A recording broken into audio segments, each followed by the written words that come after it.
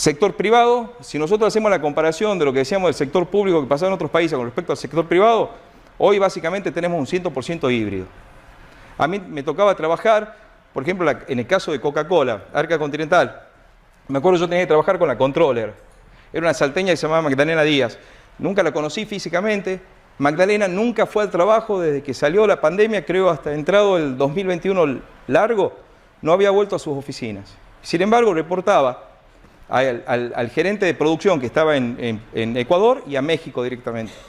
Nunca había vuelto a la oficina. Y así pasaron casi todas las empresas que me tocaron trabajar a mí, están presentando un esquema híbrido.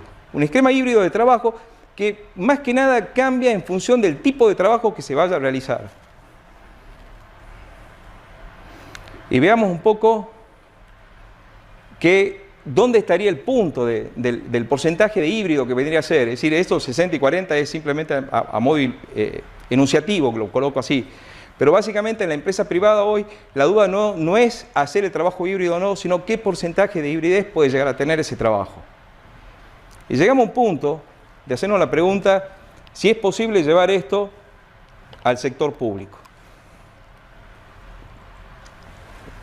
La verdad yo pensaba que no me iba a poner nervioso después de dar charlas constantemente en línea, en todos lados. Estar presencial lleva sus temas. Les pido disculpas por ahí los bugs que puede tener. Entonces nos hacemos las preguntas si es posible un esquema híbrido en el sector público. Entonces vamos al primer punto. Diseñar un esquema de trabajo de este estilo, tenemos que hacer foco en la persona. Primer punto que tenemos que definir. Es decir, no es solamente hacer foco en la institución, sino hacer foco en la persona y ya van a ver por qué.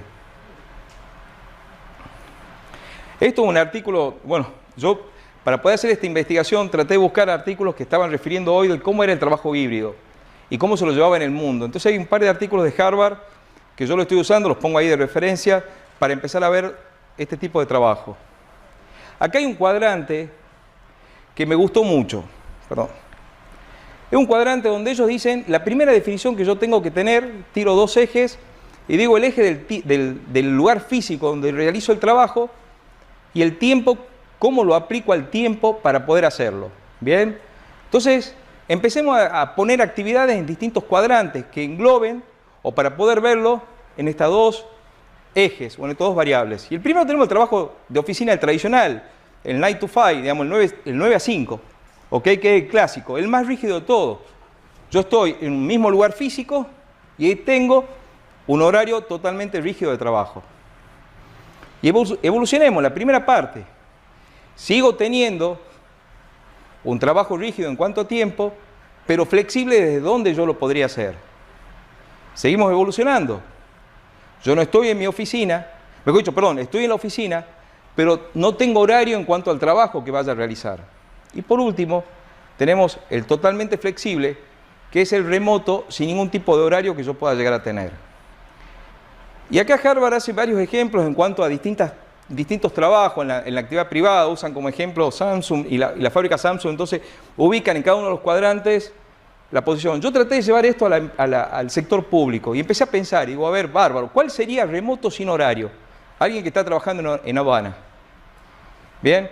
Que efectivamente hoy lo hacen. Seguramente una persona que tiene que ir a puerto, no tiene horario y no tiene sector físico en cuanto a trabajar.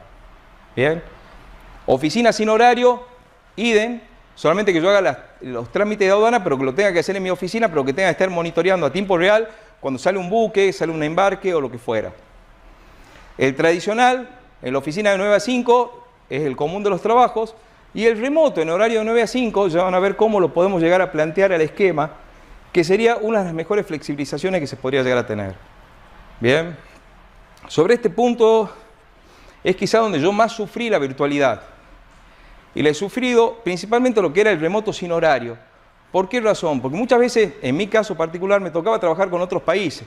Entonces me tocó un caso estar, por ejemplo, en Estados Unidos, tenía que trabajar con España y eran 6 horas de diferencia que yo tenía.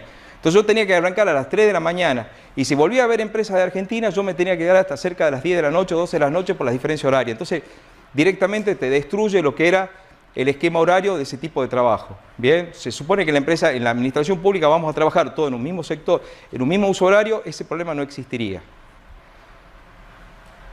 Y acá yo me hago las primeras dos preguntas. ¿Es posible, cuando yo voy a plantear un esquema híbrido, la primera pregunta que me tengo que hacer ¿es posible hacer la tarea esa en forma remota? Y el segundo, ¿cómo la mido? ¿Cómo lo mido que esa tarea esté bien hecha o esté mal hecha? Ni siquiera en el sector privado, por lo menos en Argentina, está muy visualizado lo que es la medición del desempeño. Mucho menos en un lugar que nunca se lo hizo. Entonces es bastante complejo hacerlo. Entonces vamos a ahondar un poco más en este análisis. Perdón.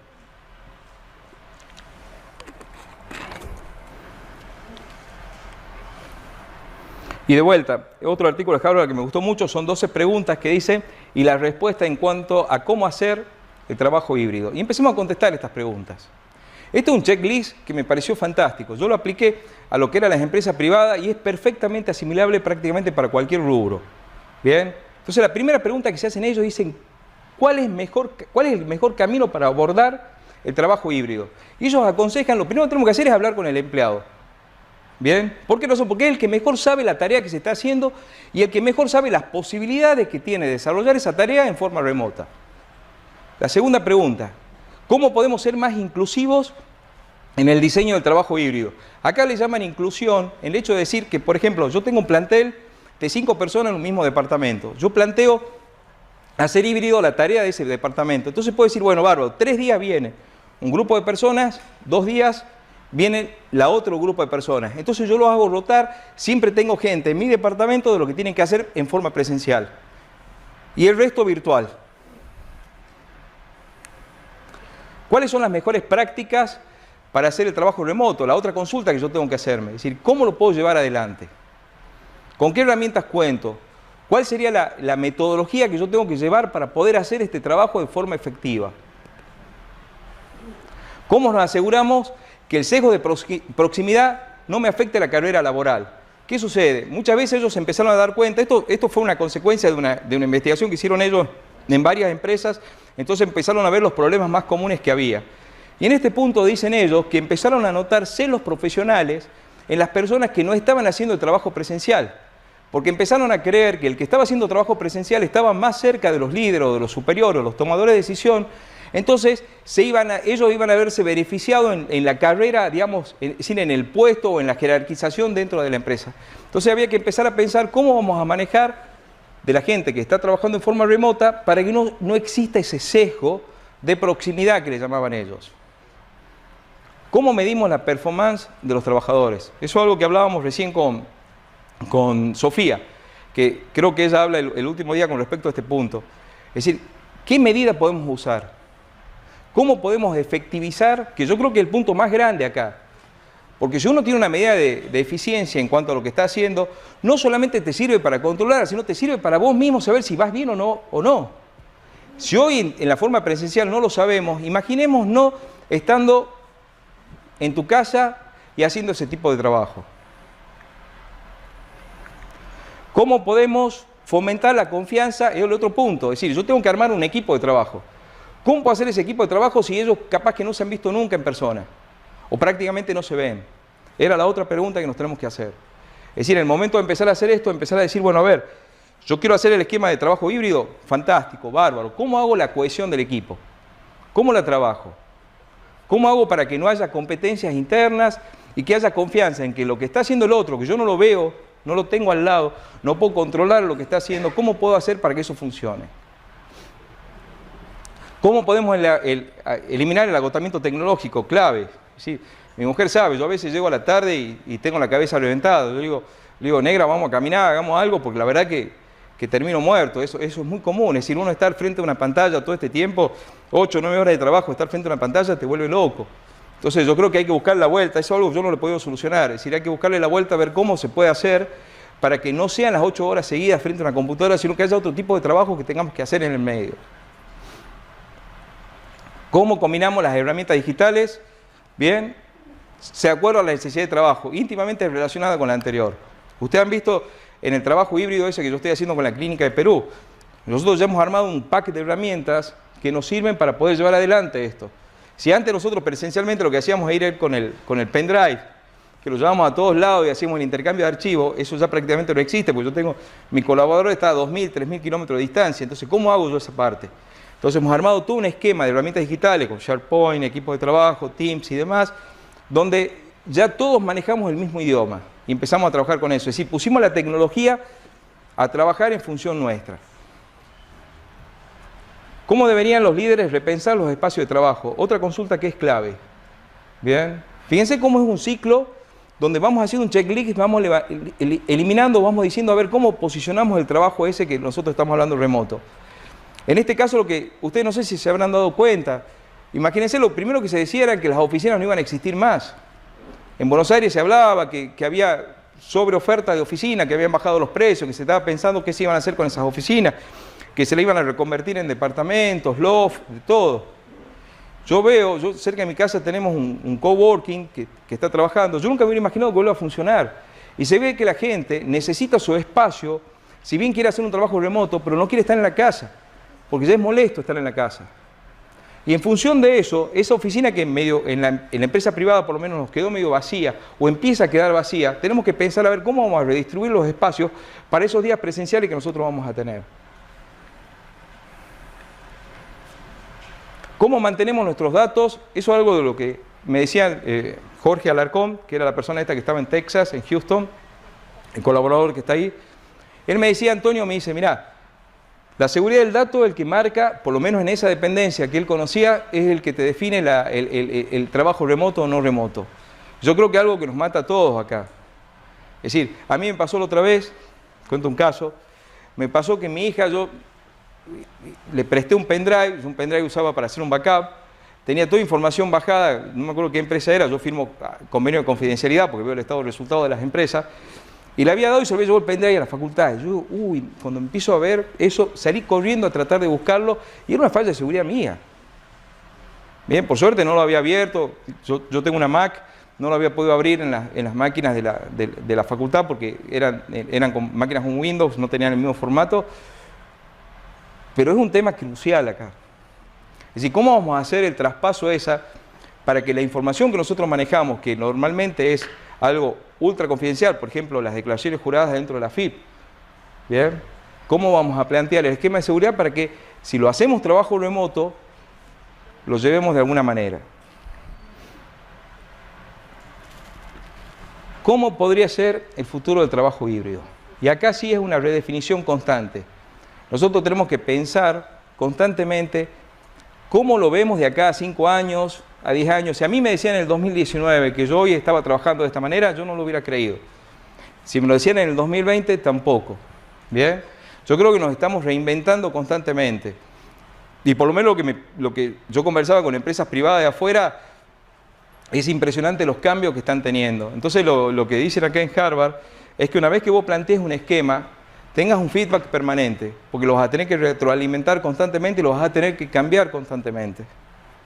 Y la última pregunta es, ¿cómo podemos ayudar a las personas para que hagan la transición esta de la manera mejor posible? Es muy difícil decirle a una persona, che, de hoy para mañana empezar a trabajar en forma virtual. Como me pasaba, yo tenía de clientes a la gente de Naturgy. Naturgy es la distribuidora de gas de Buenos Aires. Teníamos que hacer estado de resultados. Entonces, yo toda la semana tenía 2 o 3 reuniones con el equipo de control de gestión. Y me acuerdo Florencia Saleme, era la líder, y me decía, Antonio, yo no sé qué voy a hacer cuando vuelva a la presencialidad, pues ya estoy acostumbrada. Me decía, yo ya llevo a mis hijos al jardín, los llevo al colegio. Ya el esquema de horario cuando nosotros teníamos las reuniones, y creo que también tenían las reuniones ellos, eran básicamente en función de la vida que llevaban ellas también ahí adentro. Me dice, de acá en más ya me están pidiendo volver a la presencialidad y volver parte a la presencialidad. Ese trabajo híbrido, cuando tenemos que ver cómo vamos a manejar con esa persona que ya estaba acostumbrada a manejar lo que no sería en el caso del Estado, pero a la persona en el ámbito privado, que ya está acostumbrada, que estuvo acostumbrada a seguir trabajando en forma 100% virtual, a esa presencialidad. Entonces, yo creo que este esquema de las 12 preguntas es válido. Es válido para aplicarlo prácticamente en cualquier institución. Y sería un buen ejercicio agarrar, por ejemplo, Jorge, que empecemos a pensar en una institución y hagamos este checklist, a ver qué se podría hacer. De seguro no va a salir de un día para el otro, de seguro que no, porque prácticamente ningún país de Latinoamérica lo tiene hecho. Pero yo creo que es un paso para comenzar, digamos, a un trabajo híbrido que en realidad yo creo que una de las mayores ventajas que tiene es que vas a recuperar talentos. Es decir, la mayoría de los jóvenes, que creo que era la generación Y o la generación X, los millennials y los centennials, son personas que bajo ningún concepto los vas a tener trabajando full time, en una oficina, con un horario fijo y demás.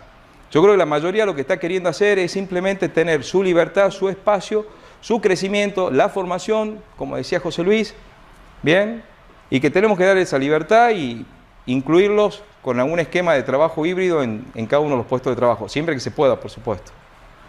Eso era mi exposición. Yo no sé si hay consultas.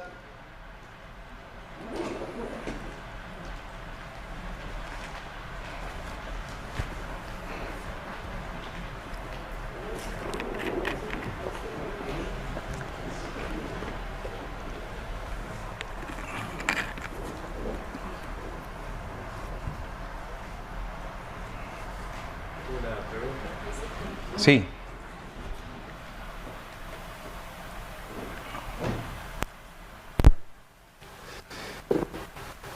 ¿Cuál es tu opinión con respecto a lo que está pasando con la Dirección General de Rentas de la provincia de Tucumán, que a pesar de que hemos pedido en innumerables oportunidades una mínima atención esencial, incluso tengo entendido que ayer se presentó una nota pidiendo, atento a la publicación del decreto que se elimina la necesidad de uso de barbijo, Renta sigue aferrado a su definición que no es necesaria la presencialidad en un organismo fiscal tan importante? Primer punto, la consulta sería, ¿está preparada para la virtualidad? Según lo que vos me estás diciendo, no estaría preparada porque al haber una queja, digamos, es decir, a nadie le gusta ir al presencial, ir a una oficina y tener que recorrer una distancia y poder perder tiempo para hacer un trámite personal que muchas veces es muy burocrático. Entonces, me suena que quizás no esté del todo preparada la dirección de rentas. Yo me voy al modelo de Houston, como te decía, ese de Texas. ¿Qué significa? Si el trámite que tenés que hacer tiene un grado de confidencialidad o necesita la presencialidad, entonces él me decía Jorge, la persona esta de Houston, a mí me tenía que llevar al hijo para hacer la seguridad social. Me dice, la lectura de la huella tuvo que ser presencial, la foto tuvo que ser presencial y demás. Yo no sé qué trámite es el de renta que te están pidiendo a vos la presencialidad. Si es algo porque efectivamente necesita hacerse por una prueba biométrica o algún tipo de presentación de documentación que se necesite estar, la verdad que no lo conozco al tema en profundidad, pero más o menos yo me orientaría por ese lado. Después otra pregunta. Nosotros a nivel de profesión, a nivel país, nos estamos planteando cómo deben ser los futuros congresos nacionales, que el último presencial fue en San Juan, el anterior en Tucumán. Los últimos presenciales fueron eso, el último fue totalmente virtual. De cara al futuro, el año que viene nuestro Congreso Nacional, y nos estamos haciendo esa pregunta, si debemos mantener el formato presencial o virtual o ir a algo híbrido. Yo iría a algo híbrido directamente, que es lo que están haciendo muchas universidades incluso. ¿Por qué híbrido? Porque el contacto físico es lindo. Es decir, el contacto físico, el contacto de estar, es decir, el cara a cara, el almuerzo entre colegas, ese networking no lo haces con el virtual, en absoluto. Entonces yo creo que esa parte, ese intercambio de información que hay en los tiempos muertos de los congresos y demás, es fantástico. Ahora bien, ¿por qué digo híbrido y no 100% presencial? Porque no le corté las posibilidades de verlo si alguien está en Ushuaia y que no pueda llegar. Entonces, al hacerlo virtual, vos le estás dando la amplitud, es decir, tu horizonte es el grado de convocatoria que tenga tu presentación, ¿bien? No una imposibilidad física o una imposibilidad, digamos, monetaria de pagarse un viaje, un hotel, llegar y demás. Entonces yo haría método híbrido 100%. Gracias. Buenas tardes. Como decía José Luis, Renta no quiere hacer presencial y la AFIP lo mismo. Yo trabajo en la DIM y nosotros únicamente los primeros 15 días de la pandemia no se atendió al público. Se intentó algo virtual y iban los jefes y contestaban todo por mail. Se sigue haciendo consulta por mail y se atiende a los contribuyentes por mail, pero yo en forma particular recibo muchas quejas de colegas porque dicen, ¿por qué no ponen todo virtual ustedes también? O sea, no satisface a nadie. Es muy difícil, es decir, acá como se dice, a ver, ¿quién puede decir que es mejor el catolicismo o el judaísmo? Las dos son buenas, ¿bien? Y hubo guerras por la religión, ¿ok? Lo mismo pasa acá, es decir, Boca o River. Es decir, por lo que yo hago, yo trataría de ir la mayor cantidad virtual en ese tipo de presentaciones, porque es ganar tiempo. Es decir, ganás tiempo. Es decir, a mí me pasaba, por ejemplo, yo vivo en Yerba Buena, cada vez que tenía que venir al centro a hacer un trámite son 40 minutos. Cuando yo tenía que ir a Escania, a la planta, eran 50 minutos de ida, 50 minutos de vuelta. Me acuerdo en el 2019, el cliente mío era EDET, 3 veces a la semana teníamos que ir a ver, porque estamos haciendo toda la política de Business Analytics. Eran 50 minutos de mi casa. Yo por día perdía 2 horas.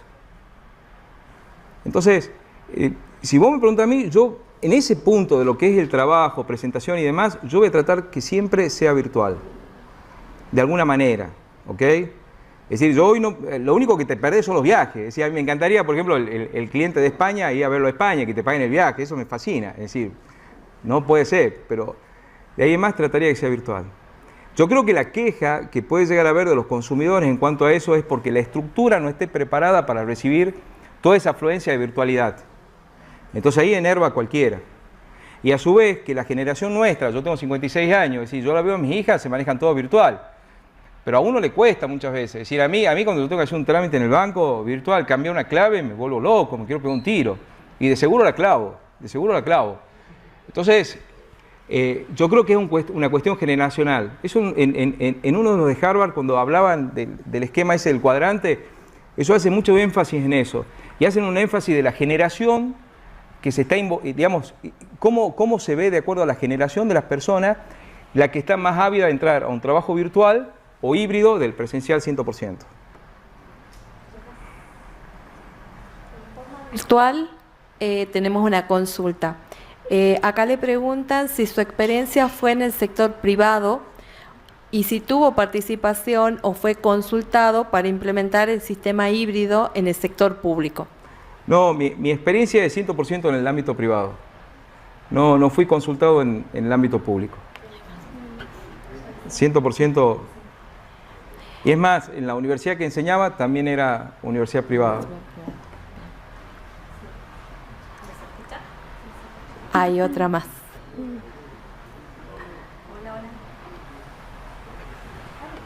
Hola.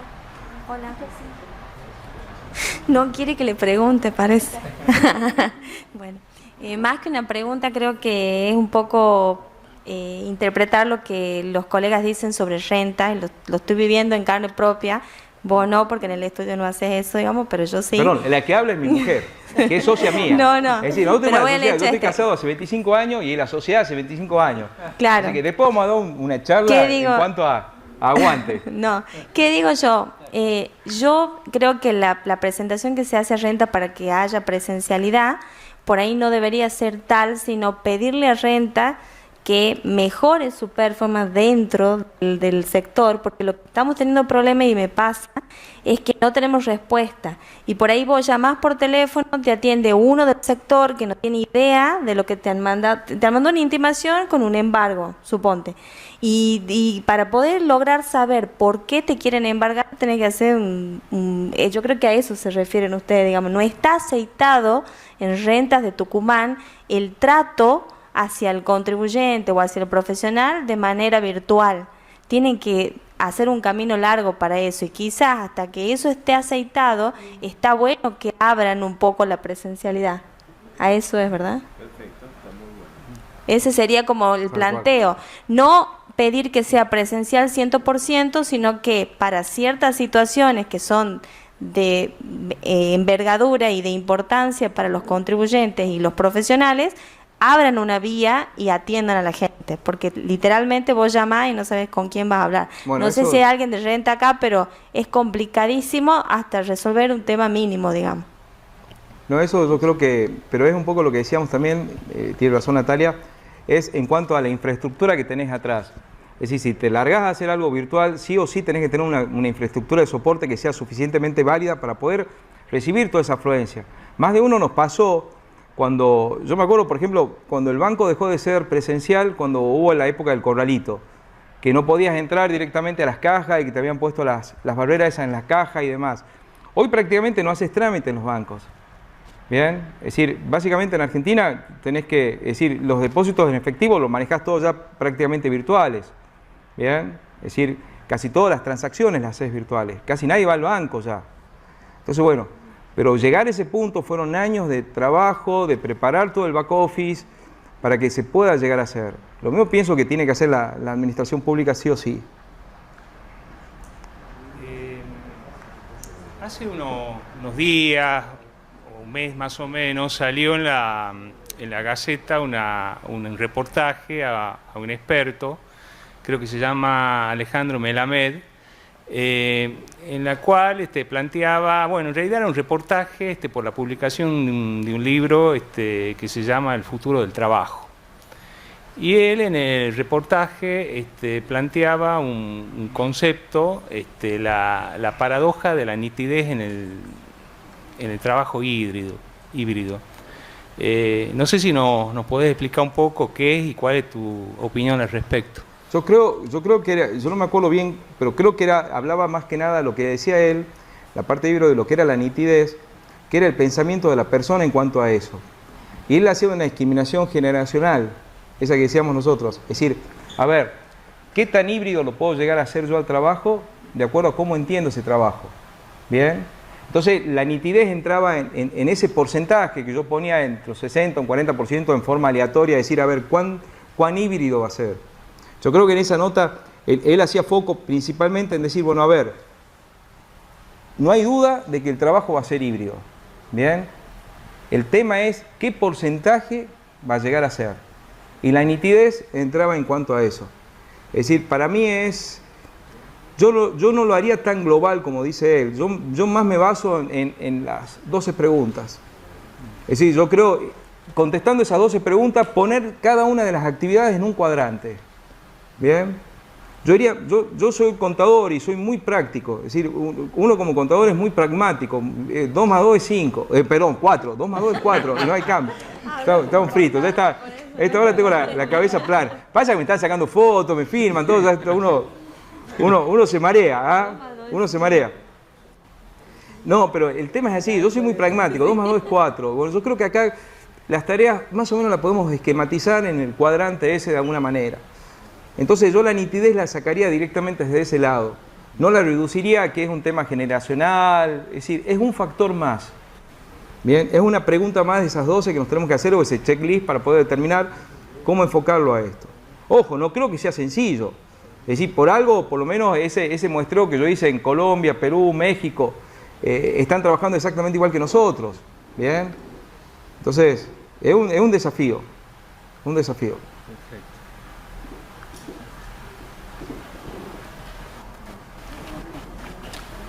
Una pregunta más. ¿Qué tal? Buenas tardes. Sí. Todo este tema de la virtualidad y el paso a la presenciabilidad y viceversa, es complicado según el ámbito dentro de la administración pública. Nosotros nos regimos todos los procedimientos bajo normativas vigentes. Es más, pensando nosotros que podíamos seguir con el tema de la virtualidad, yo soy directora de compras de la Municipalidad de Tucumán y hay contribuyentes, o sea, hay proveedores que hoy por hoy exigen presenciar los actos administrativos. Y ante eso, ¿cómo lo preparamos al empleado que de pronto estaba acostumbrado a la virtualidad y a que un acto no se presencie de parte del proveedor, sí, a volver otra vez a esta cuestión? Es difícil, es muy difícil.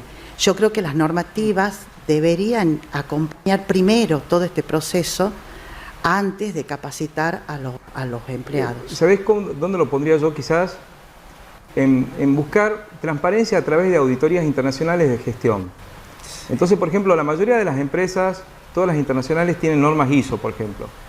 Bien, yo no me acuerdo cuáles son las ISO administrativas.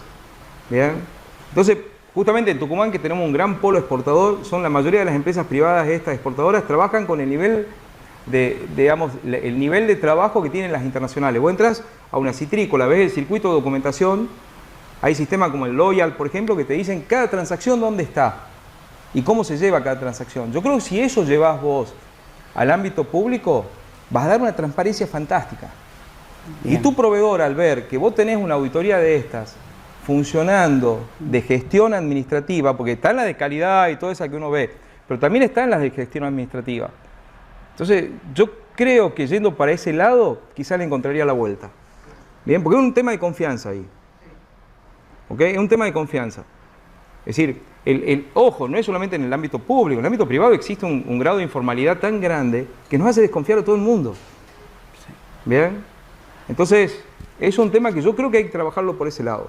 Y avanzar sobre la seguridad en los sistemas. Totalmente, perfecto. Totalmente. Condición sine qua non. Está muy bueno lo que estabas planteando. Perfecto. Gracias, ¿no? ¿Ya? Buenas tardes. También quería agregar que desde la Comisión de Jóvenes también hicimos un estudio en el tema debate sobre el tema de del cómo lo ve el joven profesional al tema del home office en un futuro. Y la verdad que muchos lo ven como una oportunidad porque pueden tener 2 trabajos a la vez haciendo trabajos home office y los tiempos. Y de acuerdo a la parte de administración pública, que también trabajo en el sector público, el tema son los procesos. Es como que es muy difícil cambiar los procesos más cuando son con papel. Entonces el recurso papel, que con la firma y la formalidad del expediente, creo que hasta que también no se saque esa parte en cuanto a la administración pública, es muy difícil tener un trabajo virtual. Pero, a ver, pensá un poquito en ese punto. El tema del manejo de papel. La mayoría de las empresas ya están trabajando con papel cero. ¿Bien? Yo me acuerdo, por ejemplo, en el 2005, 2006, yo era gerente financiero en una citrícola, en un grupo citrícola muy grande acá. Me acuerdo, todos los manejábamos con fax. Yo me acuerdo que hacer los cierres de cambio y demás, yo sí o sí tenía que hacerlo con fax. ¿Bien? Y había incluso modalidades que era el fax codificado. ¿En qué consistía? Que yo le tenía que llevar el original al gerente de comercio exterior del banco acá local para que él lo pase a Buenos Aires y yo pueda cerrar cambio. Estamos hablando de 2005-2006. Desde el 2012, 2013, nadie sabe lo que es un fax. No existe más. Hoy todo ese trámite que era realmente manejar el permiso de embarque, que era algo físico, tenías que tener un documento de embarque que tenías que tener original, se tenía que ver la firma del despachante de aduana atrás para poder liquidar divisas, ¿bien? No existe más. Y es todo virtual, ¿ok? Hoy el banco te cierra directamente virtual en base al cruzamiento, yo no me acuerdo si se sigue llamando Sistema María o cómo era, que ya no existe más el físico. Sí, coincido totalmente con ese punto y como hablaba ella del tema del proceso, o sea, se tiene que formalizar de otra manera. Creo que hasta que no se pueda llegar a formalizar los procesos administrativos para que puedan llegar a ser virtuales y también un ahorro en recursos, porque Bien. Lo que se gasta en papel hoy en día en la administración pública es muchísimo.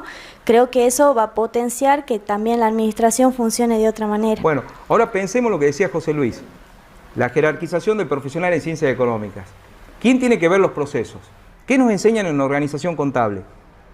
Mi hija está estudiando ciencias económicas. Yo le digo, mira, dale bolilla a esta materia porque es crítica. Organización contable es crítico. Porque nos enseñan todo lo que es el flowchart, ese flujograma. Nosotros lo hacemos en la empresa privada. Nosotros cada vez que encaramos con mi mujer para empezar a trabajar en una empresa, lo primero que hacemos es el flowchart informal. Para ver cómo es la secuencia de ese comprobante que a mí me está impactando en la contabilidad para la toma de decisiones. Lo llevamos al ámbito público. ¿Bien? Y de vuelta, el profesional en ciencias económicas yo creo que tiene un rol fundamental en este cambio. Pero es fundamental.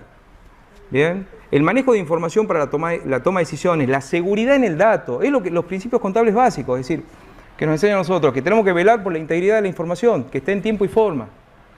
¿Bien? Tenemos que hacer un circuito de compra que sea válido y que nos puedan auditar, que venga el surveyor de afuera o el auditor de afuera de las normas ISO y que nos digan, bárbaro, perfecto, esto funciona. ¿Bien?